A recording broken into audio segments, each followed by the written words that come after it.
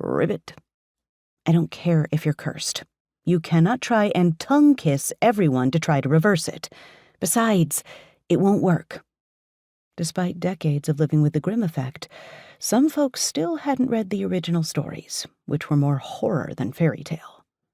Come here, right this instant. I used my sternest voice and pointed to the fountain ledge.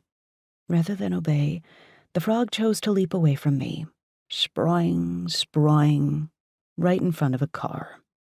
Apparently, he'd not played Frogger before his transformation, because he didn't manage to avoid the sedan speeding past. Splat. The frog got flattened, literally squished into a puddle of green goo, which then expanded and expanded until a man lay naked on the pavement, groaning. "Oh, I think I'm broken. I need a doctor," he complained.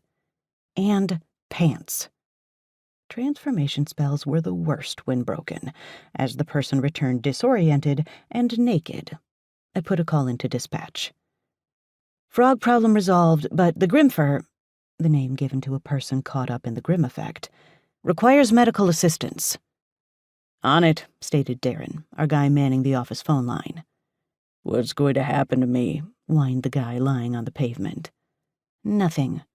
Lucky for you, while annoying, you didn't harm anyone during the course of the curse, and now that it's broken, you can go back to your life. That is, once you get those bones set and do some rehab.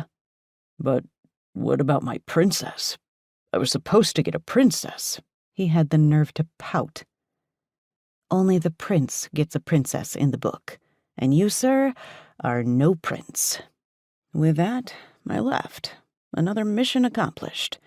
Although I would admit to being miffed that I didn't get to smack the frog myself. He tried to lick me on the lips with that nasty tongue of his when I'd first arrived. Almost lost it in the process. More annoying, this was the third frog I dealt with in the last month.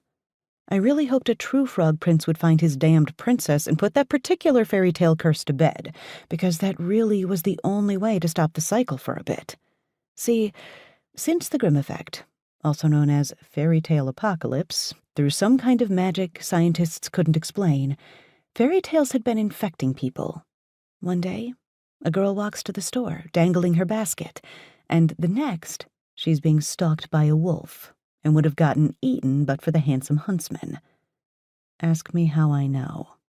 It happened to my mother, and what do you know? The little red cap curse was genetic.